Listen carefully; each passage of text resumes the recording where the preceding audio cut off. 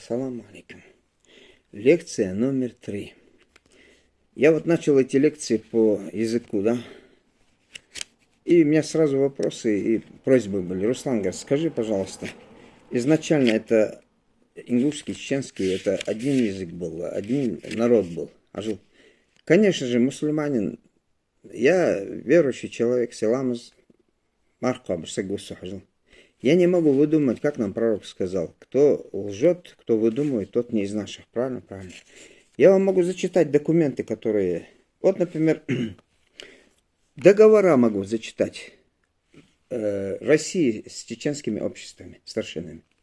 Могу зачитать европейские дневники, Нальчик, 2010 год опубликованы. Это с 13 века по 18 век. Кто был на Кавказе, что писал... Вот тут несколько авторов я приведу, ихние данные.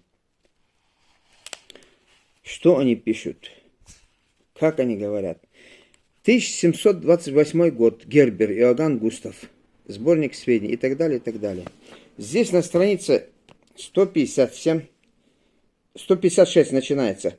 Андреева или Эндери деревня между Сулаком и Аксаем, промеж лесов лежащая деревня. Населена от беглых русских казаков, которые соединились с татарами того же свойства. Обогатившись грабительством, укрепились на этом месте и учинили через свои набеги.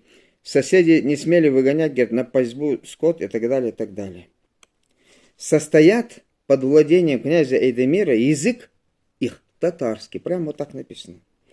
Жилище чеченцев недалеко от Эндери находится до самого Каспийского моря. А жил... Вот сегодня они там лезут на Кисты, на Джурджуки, там, Дарьяльское ущелье. От Эндери к этому Каспийскому морю. Да. Дальше повторяет. Вот этот же человек дальше повторяет. Теперь они питаются их скотоводством, говорят по-татарски. Видишь, опять повторяет, говорят по-татарски. Вот этот Гербер. 2 раза в 2 местах упоминает, говорят на татарском. Дальше. Фальк что пишет? Иоганн Петер Фальк описывает на странице 169. Большая деревня Эндери называют россияне Андреева. Может быть, в том месте... Смотрите, мне кажется, что это и есть тот самый Тюмень, который Миллером описан. Может быть, в том месте, где находится нынешний Тумен, был старый Тумен. А что такое Тумен? Тумен — это половина вот этого Эндери, называлась Тумен. Да. Барагун тоже их состоит, уже на 5-м месте перекочевывает. Астаханер Брагуни, вот селение Брагун. Оно тогда, видите, было у устья, у впадения Сунджи в Терек, вот в тех местах. Уже на 5-м месте их, а все равно называется их Брагун. Это на странице 169. Далее, вот смотрите. Георгий, Готлиб Георгий, 1729-802 год. Он на странице 176-177 здесь приводит, что у них. Вот он про язык говорит. Чеченги. Язык состоит из китайского наречия. Я тоже вначале удивлялся, когда Смит и другие авторы там приводили сравнение ингушского и чеченского языка. Если у нас щер широко, у них шеринг. Шеринг. Если какое-то другое слово, да, то у них вот это энг, анг, вот это прибавки, да. А это у некоторых сибирских и других народов, да. Смотрите, что он пишет. Имеет у себя, говорит, князей дворянства, про чеченов. Ингуши, югуши. Князей себя не имеет, но выбирает для управления с собой старейших знатных фамилий старейшин. Карабулаки прежде назывались ингушами, сами себя именуют арштами. Вот когда начинается спорить, кто может ждать, кто может ждать.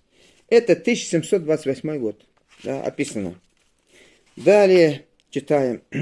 Якоб Рейнекс, 1744, тот 1728, а 1744 года. Он на странице 184-185, что здесь приводится вот, из его материалов.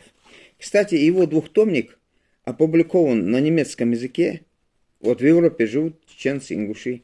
А и возьмите, найдите, почитайте. Он при грузинском дворе по заданию царского императорского этого даже участвовал в акте принятия Грузии в Россию. То есть это не выдумщик, не этот, а человек, который много исследовал, смотрел. В искусстве грабежа чеченцы великие мастера. Их граница закрыта для каждого, даже для ближайших соседей. Ни один торговец никогда не появляется у них, поскольку убийство, грабеж – единственная профессия. Да. Описание еще на царевич. Дом чеченца, его постель, говорит, кусок войлока и так далее, и так далее. Когда еда кончается, он ищет новые стремления, говорит, для грабежа. Это на странице 185. Я там ничего не выдумываю. Я их сейчас не выставляю этим. Смотрите, дальше что он пишет. На странице 187. Вот это Рейнекс. Язык их кумыко-татарский. Хитрейший. У нас никогда не было языка татарским, ни кумыкским. Язык их кумыко-татарский. Здесь ведется их эндери, на странице 188. Крупная торговля рабами и награбленным. Барик хагуллоцуг, все, кто там грабит, грабители там с других мест собираются, и в совершенной безопасности занимаются своими делами. Смотрите, где-нибудь в договорах чеченцев с русскими есть указания на их языки, вот различия у нас есть. Книга о добровольном вхождении Ингушетии в состав России. Она, кстати, продается в свободном доступе, можете ее взять. Это полезно ингушам и чеченцам. Нурдин Кадзоев, Назрань 2020. О чем говорится? Где ингушский